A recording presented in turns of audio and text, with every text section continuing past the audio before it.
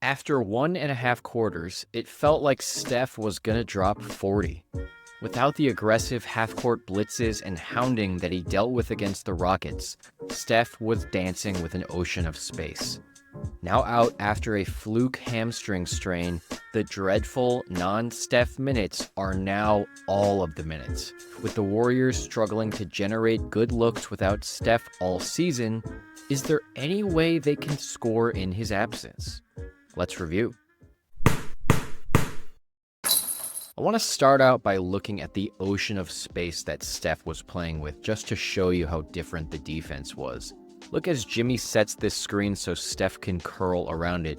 Just how much space he has, not only with Jaden McDaniels a step behind him off that curl, but with virtually no one here impeding this floater that Steph's going to put up.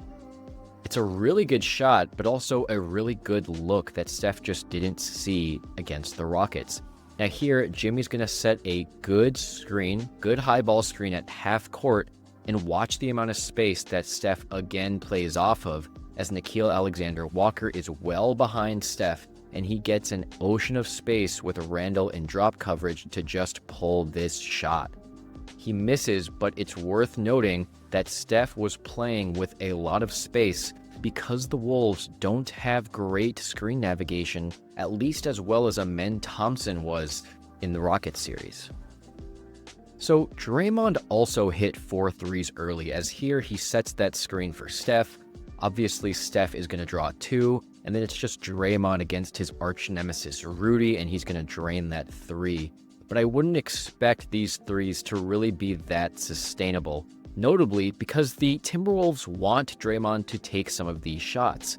Notice here, when Pods comes to set this screen, Mike Conley doesn't really even bother contesting Dre's shot, and then Rudy doesn't really try to fight around the screen set by Pods.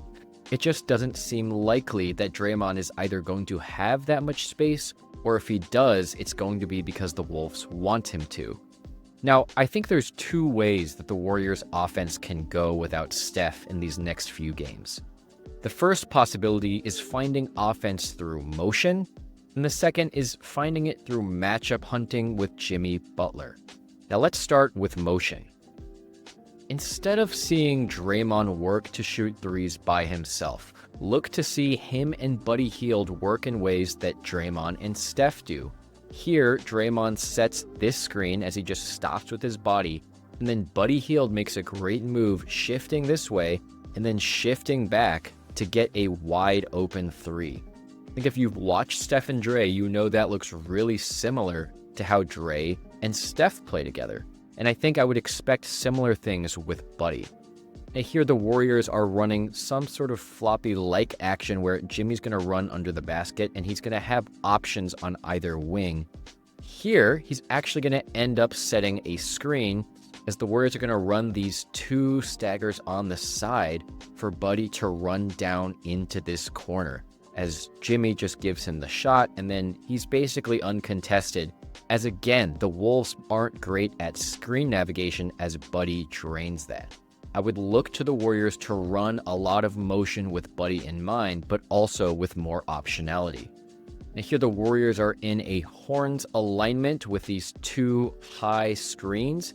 Jimmy's able to move this way and get a matchup with Naz Reid. Not great, but then watch as GP2 is going to then flow to the wing to set a screen for Buddy to run up. Now with Jaden McDaniels and Anthony Edwards both watching Jimmy, Buddy's able to get to this wing, get set up, and then ultimately pull the shot before Ant can make a meaningful contest. Now, let's watch them run this type of horns action again. This time, Buddy is involved as one of these staggered screens, with Jimmy opting to run this way. Now, we've covered this type of action from the Warriors before. We know that even off of these staggers, it's usually common for someone to maybe rescreen for a 3, someone to dive, or for this guy to rescreen. There's a lot of different options the Warriors have, and in this case, off of this initial stagger for Jimmy Butler, watch as Draymond is then going to come set a screen for Buddy to run off into open space, with Rudy playing a step behind. Buddy is able to get a decent amount of space as he shakes Conley, moves this way, and then moves into a three. He misses it, but it's a really good look, and I would expect the Warriors to do things like that for Buddy. Now, this is a really good example of how the Warriors can find offense in motion. Now, obviously, Pat hasn't played a lot this season or even this playoffs, but when he has, he's looked really good. Now here it starts off with what might initially been a mistake, as we have two guys running into this wide open corner. But obviously, Pat knows he's not as good of a shooter, so instead of continuing to run, he's actually just going to turn his body, set an exit screen that blocks Alexander Walker and gives Buddy a wide open three in the corner that he drains. Really good awareness from Pat Spencer, and I think that's something that the Warriors are going to look to within their rotation. Steve Kerr is going to want to put players out there who know how to operate within the flow. That might not mean Jonathan Kuminga, however, and I think that will be decided in the first few minutes of Game 2. Now, the other option is to let Jimmy do it, and the way they usually do that is by going to Jimmy, usually at the end of the shot clock, and letting him operate in isolation. Unfortunately, the Wolves do have good wing defense. They have long, athletic guys like Randall, like Ant Edwards, and even though the Warriors are going to look to get Jimmy into the spots that he wants, I think it's going to be a lot harder for him to score, especially because him getting to his spots is a lot more difficult against these Wolves wings. They present a lot of tough matchups with McDaniels, Randall, Ant, Nickeil Alexander-Walker all being longer, lankier. So instead, a smart alternative is opting to let him work within the offense and find spots if necessary. So I really want to hone in on this sideline out of bounds play as he gives it to Draymond. Watch how Buddy and Jimmy work together here to the best of their abilities. So we've covered many times before what happens when Steph is the one that sets this back screen.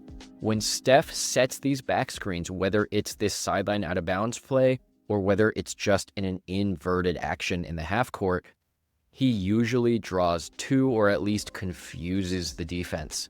In this case, Mike Conley does not want Buddy to be able to use this Jimmy screen, so he stays with him.